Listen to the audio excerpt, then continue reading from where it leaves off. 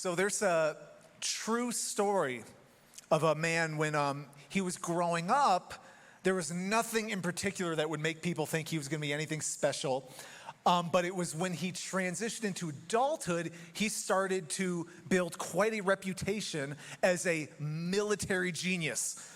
So he was extremely decisive on the battlefield. He was almost relentless in the way he approached it. He was overtaking armies 2 and 3 times the size of his. And this guy's rise to influence and power was so dramatic that at 35 years old, he found himself standing before the Pope and the most powerful people of the day for a royal ceremony.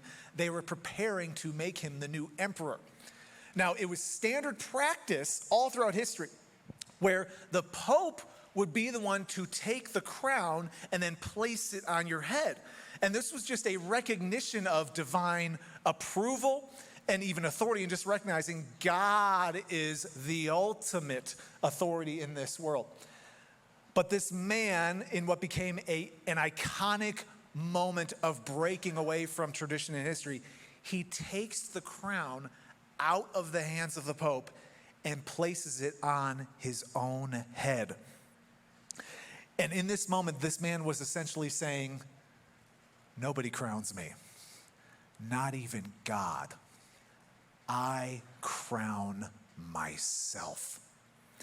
And on that day, that man became arguably one of the most powerful, if not the most powerful person on planet Earth, on a trajectory to achieve a level of glory and renown that very few people had ever seen before him. And this man's name was, some of you may know, Napoleon. And there he is with that crown. Now, if you're just joining us, we have been in a series we are calling Enjoy the Ride. We're actually working through this letter in the New Testament called Philippians, written by a guy named Paul in the first century to a group of Christians at a church that is now in what is modern day Greece. And this is really just the big idea of this letter. Paul is saying, enjoy the ride.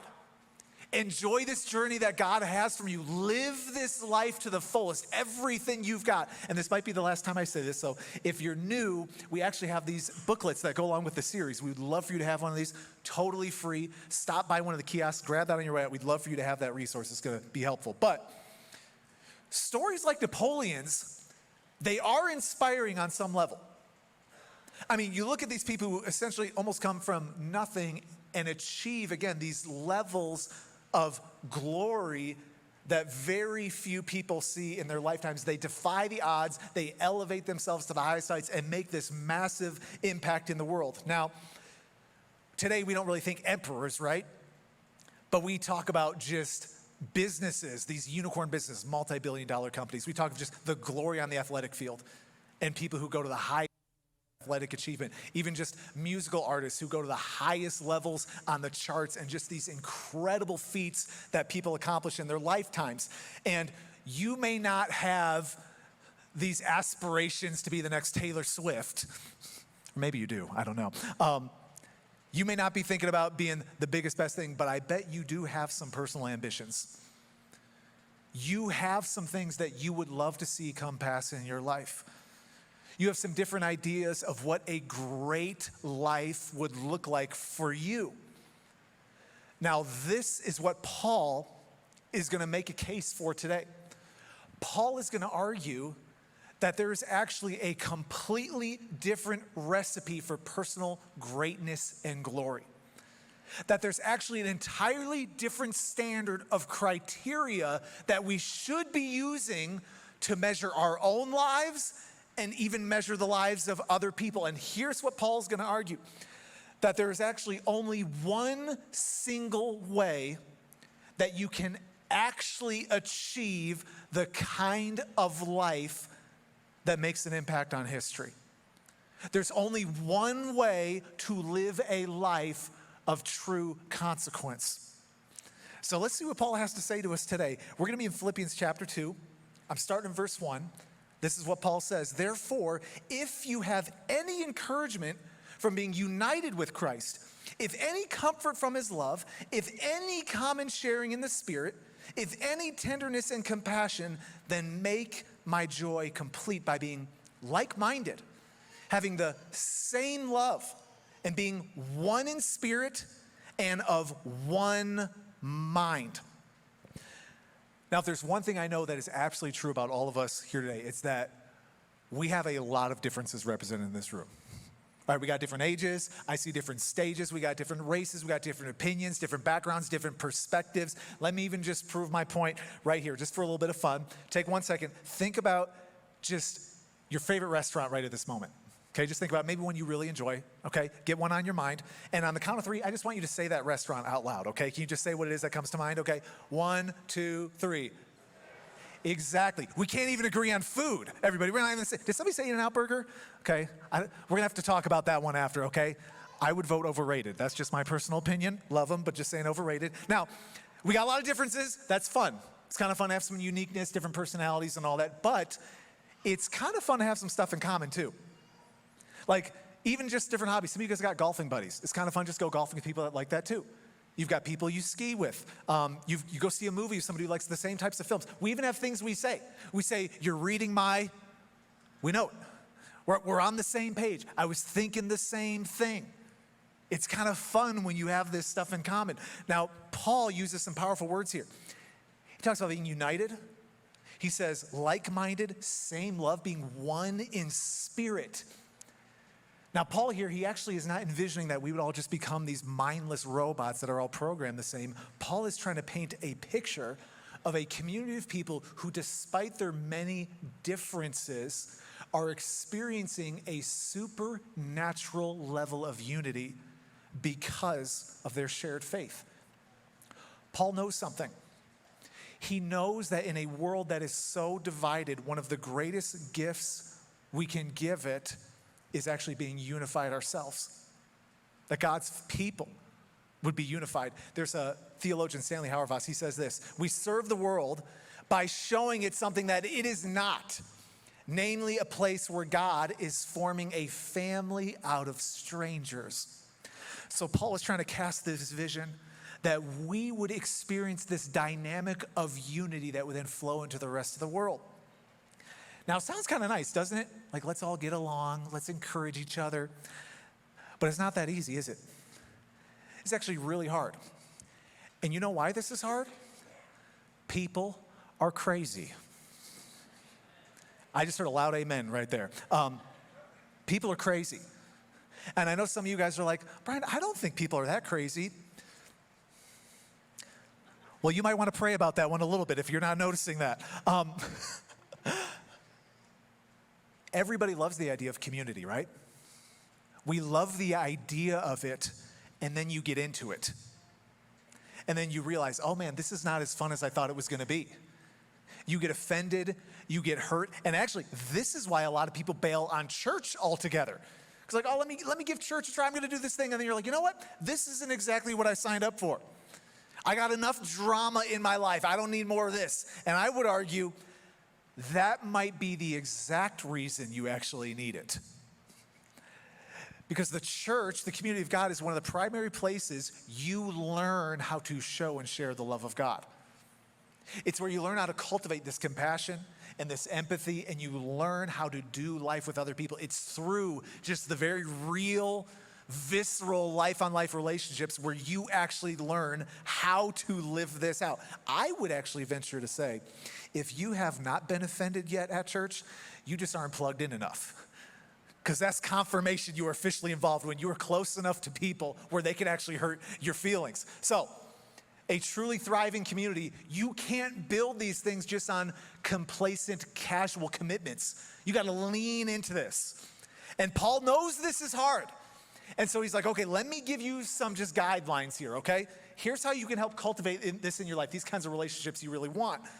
This is what he says in verse 3. Do nothing out of selfish ambition or vain conceit. Rather, in humility, value others above yourselves, not looking to your own interests, but each of you to the interests of the others. Paul introduces two huge concepts right here that are going to be big for this message. He first talks about this idea of selfish ambition. Now, what Paul is talking about here is this desire to advance your own self-interests even at the expense of other people. So this is this thing deep down in all of our hearts on some level where we think, you know what? Whatever at the end of the day is going to make me look good, whatever's going to make me feel good, whatever's going to advance my reputation, my opportunities, the access I want to have, that's really the driving force. And you see this everywhere. You can see this in a romantic relationship. You'll see this in politics. You'll see this in business, friendships, almost every single area of life this is going to seep in. But really, it is what ultimately is good for me, that's the goal. Now, Paul also talks about this idea, though, of vain conceit. This is a fascinating idea right here. This actually comes from the word glory. And in the Bible, that's a massive concept too. Glory is something that is substantive, significant, something that really matters, is very weighty. And the literal translation of vain conceit is empty glory. Paul is saying, do not live your life in a way where you accumulate glory for yourself that is worthless. So if I were to quiz everybody here in the room right now and I were to ask you, who is the greatest female musical artist of all time? Who would you guess is at the top based on the numbers? Somebody throw one out there. Be brave. I heard everybody wants to say Taylor Swift. First service did that too. She's on her way, ladies. Give her some time. She's still young. If you just go by the numbers, you know who it actually is? Madonna. I think I heard somebody say that. Okay, we got some ladies over the age of 40 in this room. No, just... I asked some people in their 20s this morning, I said, do you know who that is? They're like, we have no idea who that is, but my mom probably likes her. I was like, all right. Madonna. So Madonna has sold over 400 million records. She is still technically the number one live performing artist by the numbers. I'm sure T Swift will overtake her, but she's at the top right now. Now, Madonna was recorded in an interview saying this: my drive in life is from this horrible fear of being mediocre. Now, if there's one person on planet Earth we can at least agree probably doesn't need to feel mediocre, can we at least agree it's Madonna? Like, okay, she's done a few things, all right? I wouldn't use mediocre to describe her, but I think what Madonna says here actually is pretty revealing for a feeling that all of us have here on some level.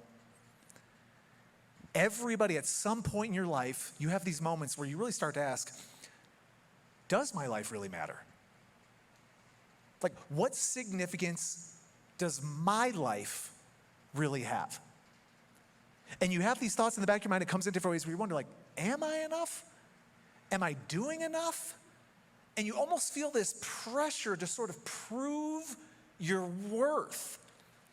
And what you almost experience is this gap in your life.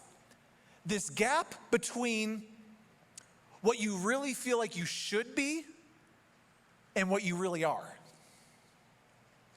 Now, Paul in Romans 3 writes another letter. He says this: all have sinned and fall short of the glory of God. Paul would say the reason you feel that gap in your life is because it actually exists. Paul would say every single person has a glory deficit in their life. You have this sense that you were made for something greater and better, but you also have a sense that you don't quite live up to even the own standard you have in your own mind. And this is what we do, though. We try to fill that deficit ourselves. We try to find ways to put the crown on our own head. And so this can come out in so many different forms. For some people, it is right down the road of achievement. Your job isn't a way to make money, provide for your family. It becomes your identity. It's your life. It's how you measure your own value. Some people, it is your physical attractiveness. You are obsessing and even freaking out about it in different ways. For somebody, it could be a relationship. It could be money. It could be status. It could be a million different things. But what happens is our lives become driven not necessarily by what's ultimately good or true. Our lives become driven by this selfish ambition. We're trying to fill this glory gap up for ourselves. And Paul would say, at the end of the day, it's empty. Now, this is a very, very big deal, because once you understand this concept, you see it everywhere in our world. Everywhere. There's an artist named Andreas Varro. He creates modern art that kind of speaks to our cultural moment. He has one piece that he calls Selfish. It's this picture of this woman taking a selfie with her crying, screaming baby as she gets a tons of thumbs up. Now, this is meant to be a critique of our social media culture. You know, all this lady cares about is getting the attention, but the caption he puts under this piece, I think, is scathing when it talks about our moment. He says this: "Do you approve of me and my baby? Thanks for the likes. I'm sure when my child grows up, she won't mind that I've shared her life with the world, good or bad, to sell products, services, and promote brands. I just need the approval of that thumbs up to make sure I'm a good parent." We look for the answer to that question from other people. Am I really valuable? Does my life really matter? Translation: please fill my glory deficit for me through attention and affirmation. And then I'll know I'm valuable. And Paul would say, empty glory. It's empty at the end of the day. Now, there's a reason Paul is really harping on this. The reason he's making this such a massive theme here in this section is because this selfish ambition idea, it really has some destructive consequences. So James is another writer in the New Testament. He says this: "For where you have envy and selfish ambition, there you find disorder and every evil practice." What he's saying is, you cannot accumulate glory for yourself without things eventually going very badly for you. And the reason for that is because at the core of this thing is a drive that comes from your own self-obsession. And you can't live a self-obsessed life without it ultimately having an impact on all your relationships and your own life. Think about just our moment today. Think about how many of our institutions are suffering from selfish ambition and the people running them. Think about how much our culture has caught this disease of even selfish ambition. Because at the core, it's, you know what? Who really cares about you? I'm going to advance my purposes. I'm going to move my constituency forward, my interests, my tribe. And Paul says, you can't allow any of this in your life because it's going to devastate you and everybody around you. Is anybody ready for some good news? Anybody want to be encouraged now? You're like, okay, Brian, you beat us up for 5 minutes. Now what are we going to talk about?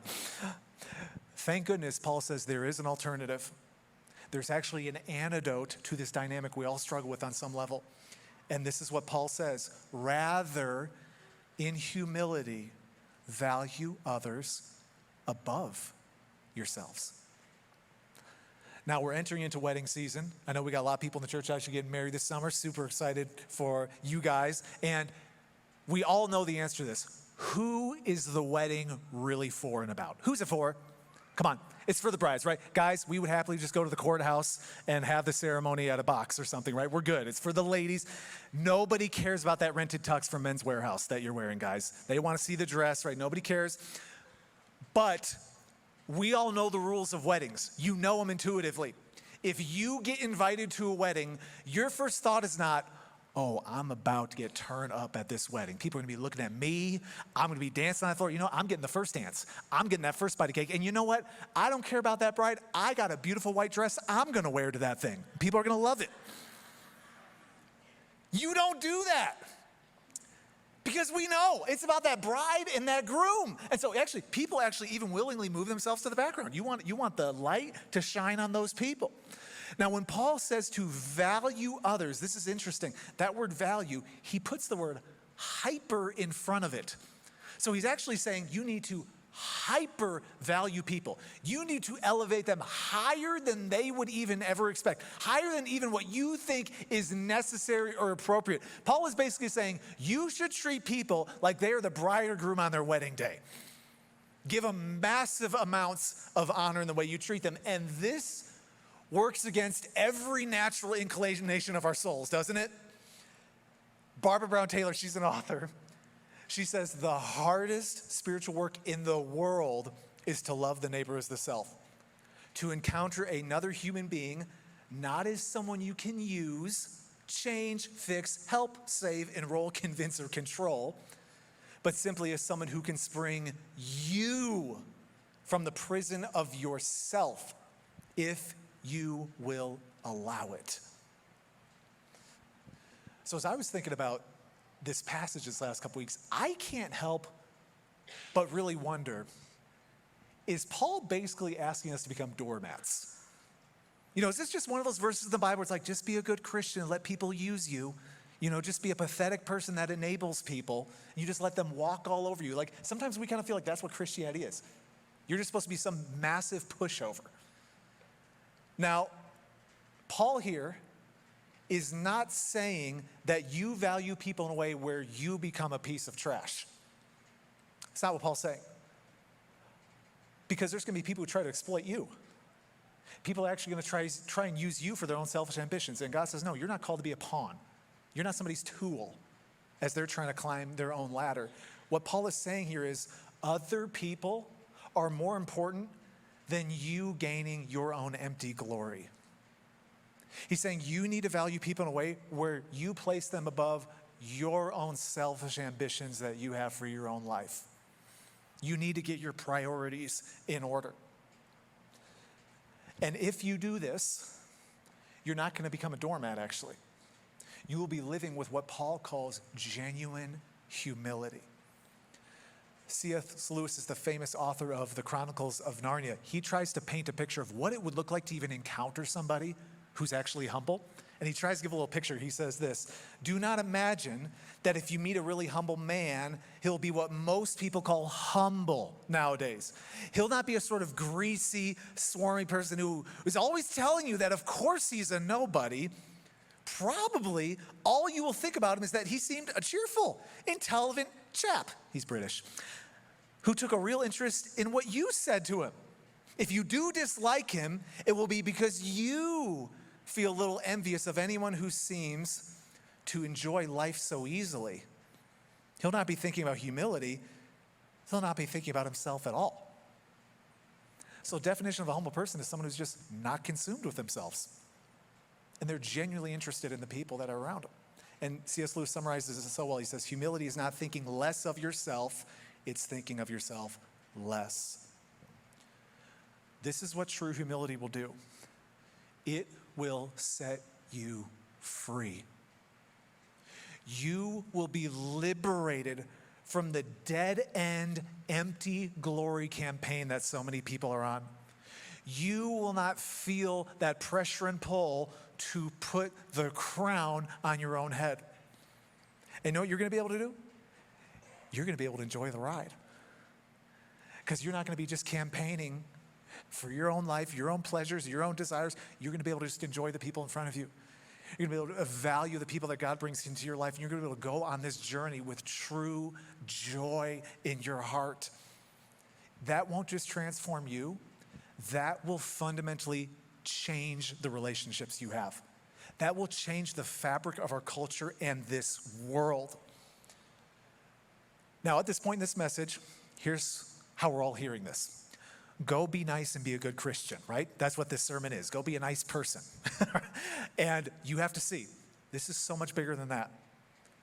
Paul is trying to push this so hard that he's going to say, okay, I know you're thinking this is just a be nice little letter. He's saying, let me give you an example.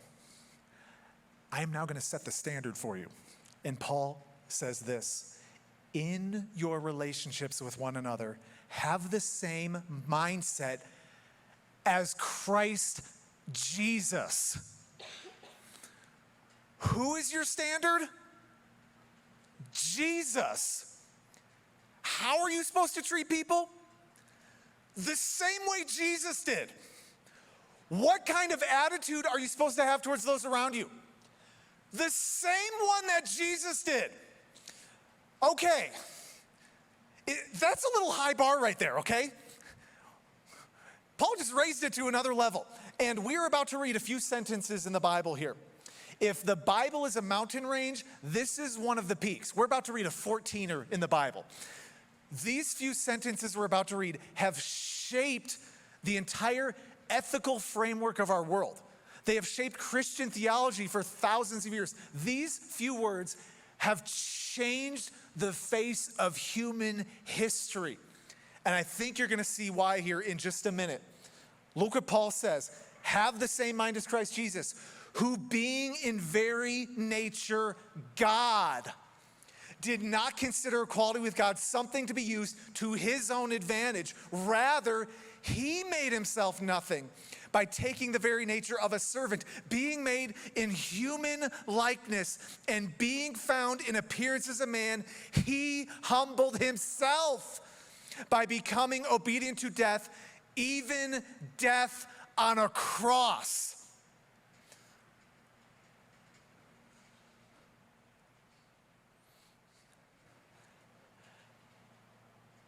I don't know how many encounters you've had with famous people in your lifetime. I've had just a few.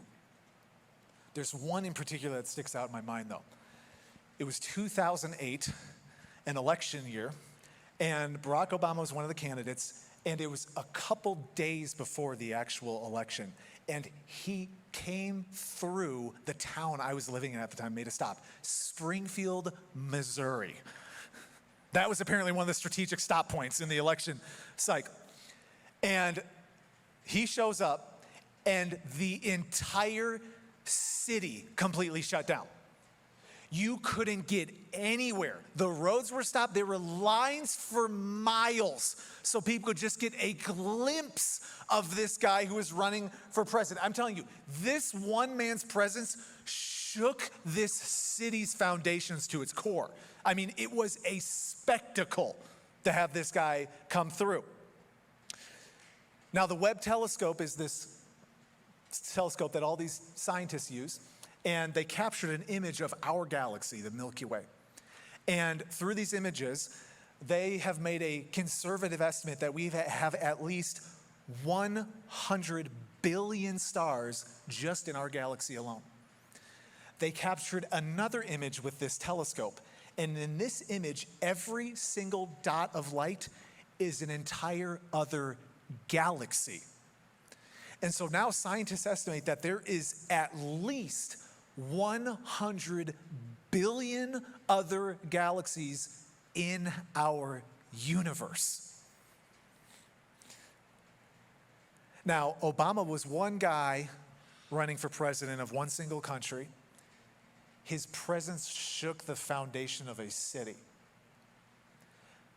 How would you expect the person who created the universe, the galaxies and the stars, to show up? Paul, in these few sentences, makes some of the most dramatic claims ever penned by a person. Paul says very clearly, Jesus is God. He said, being in very nature God. That word nature is morphe. It means the essence of something. Jesus wasn't like God. He wasn't close. He wasn't similar. Paul was saying very clearly, Jesus is God. But when Jesus showed up to this world, he didn't have a motorcade coming behind him. He didn't have cameras. He didn't have lights. He didn't even shake the earth. Paul says, no. God himself, Jesus, humbled himself. Jesus humbled himself. He said he made himself nothing. Took on the nature of a servant, even human form. He's not saying that Jesus lost or gave up this divine nature. Paul is saying Jesus did not flex his glory. Jesus did not make a spectacle of himself. Jesus did not come here to put the crown on his own head. God came into the world he created in humility. He showed up as a baby on the outskirts of an empire and lived most of his life as a small town carpenter. Jesus took it a whole nother step further, though. He didn't even just stop there. Paul says Jesus valued us above himself. We have a glory problem. Every single one of us in here has a deficit between what we're supposed to be and what we really are. And what Jesus did is he made your problem his problem. And Jesus came to this world and gave up his glory for you. He came to this world not to punish you, but to save you. He died, went to a cross for you.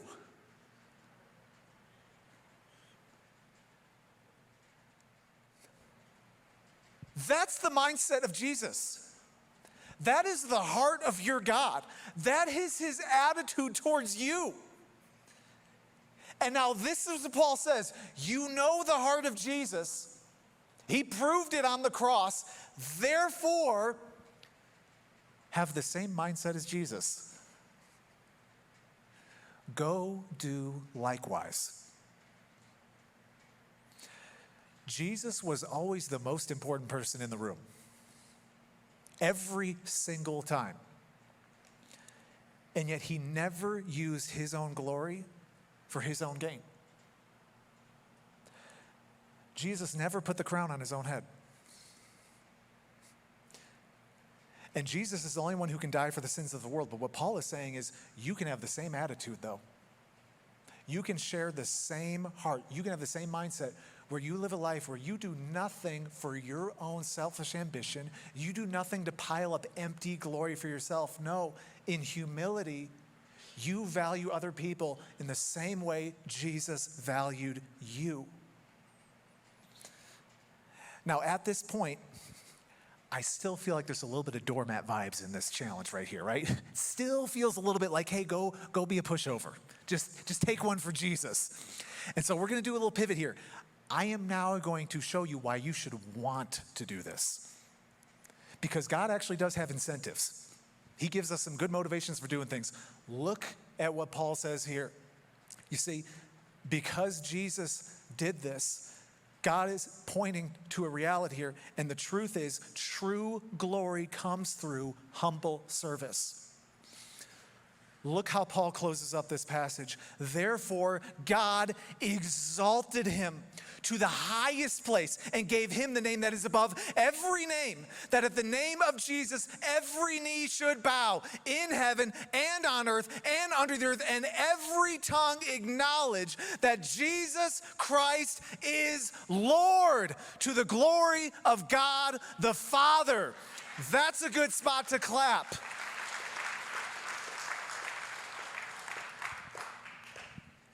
Don't miss this. Paul is not saying, hey, Jesus humbled himself, just lived a quiet life as a carpenter, and then he died a horrible death. Go do likewise, have fun. That's not that. This is what Paul is saying. Jesus' mindset in his heart, it led to a life of radical humility that ultimately resulted in the greatest glory ever achieved by anyone who has ever lived. And now, because of that, Jesus, he's in the highest place. He is far above any president, any world leader, any person who has ever or will ever live. And whether you worship God or not, Paul says there's going to be a day when the full glory of Jesus is revealed. And at that moment, every knee will bow and every tongue will confess Jesus Christ is Lord. See this. It was because Jesus humbled himself that he was exalted. I told you guys a few minutes ago that word value, Paul put the word hyper in front of it. Remember me saying that? Hyper value. This is interesting. When Paul says God exalted Jesus, that word exalted is hyper elevate. So Paul has a play on words right here. He's saying, because Jesus hyper valued us, God hyper elevated him. to the highest possible place. And now this is the application that Paul is trying to drive us to now. This is for us. Paul is saying God will massively reward a life of humble service. The way up in God's eyes is down. It is not trying to elevate yourself, but as you humble yourself, you make space for God to elevate you to higher levels than you could ever get for yourself. This is not empty glory. This is glory from God himself. Jesus said this in his own ministry: the greatest among you will be your servant. For those who exalt themselves will be humbled, and those who humble themselves will be exalted. Now, everybody reads that verse and says, oh, I love the hippie lines from Jesus. He just makes a great hippie, doesn't he, Jesus? And Jesus is not just saying, hey, just be a nice person, just live a good life, get along with people. No, he's saying, this is how it works. This is the nature of reality and how God operates. It's the literal definition of greatness. If your definition of greatness is anything other than humble service, you have fallen for a lie. You are seeking empty glory. You are trying to put the crown on your own head. And if you live a life in that direction, it's going to prove to be empty. It will not last and it will end in destruction. But Paul says, if you will humble yourself, if you will value people even above your own selfish ambition, God has a promise for you. He will exalt you. God will elevate you, and you will be counted among some of the greatest people. So you need a new filter for your life. The filter is not, what are all my hopes and dreams? How do I elevate myself? How do I get all that glory that I really want? The new filter is, how do I show value to the people that God brings into my life? How do I elevate them and show them the same dignity and honor that Jesus did for me? What does it really look like to show value to that person in the checkout line? How do you value that waitress or waiter you might even see right after this service? How do you elevate the people you work with? How can you really show honor and dignity to your own spouse, your boyfriend, your girlfriend, even your own kids? Napoleon was 35 years old when he put the crown on his own head. And he was on a trajectory to gain more personal glory than pretty much anybody had ever seen before. And it was 10 years after that moment when Napoleon lost all the power. He was stripped of the status and the position and the fame and the wealth, and he was exiled to a small little remote island where he lived in isolation for 6 years, and then he died a painful death alone. Those who exalt themselves will be humbled. But those who humble themselves will be exalted by God. Do not put the crown on your own head. Rather, in humility, value others above yourself. And then there will be a day when God places an eternal crown of glory on your head that will last forever and ever. Amen. Now, church, we felt like, amen, absolutely. Praise God. We just felt like with the nature of this passage and starting summer together, this would just be such a great opportunity to share in communion together as a church. And if you're new to communion, this is a sacrament Jesus himself instituted. And it's meant to be a practice, a reminder of Jesus humbling himself for us, Jesus going to the cross on our behalf, of his body that was broken for us, his blood that was poured out for our forgiveness to close the gap. And as our team gets ready at these different stations, there's gonna be some different spots around the room where you can take communion. We have a gluten-free station in the back of the room. Some of the directions just hopefully help traffic jams and everything. And you do not need to be a member of our church to participate. You are free to take communion if you would like to do so. Also, there's no pressure. If this is not something you feel ready for or comfortable with, just stay in your seat, make it a quiet moment of reflection. This is not about anybody else, just what you want to do. But the reason we even have people serve communion sometimes, even though we know it creates some traffic jams, is we just feel like there's a powerful moment to even humble yourself before God and receive this communion and have somebody serve it to you. And so let this just be a moment where you are reminded of the supernatural humility of God that led to your own salvation. And so, church, I'm going to dismiss us right now. Feel free to stand up and take communion at any one of these stations.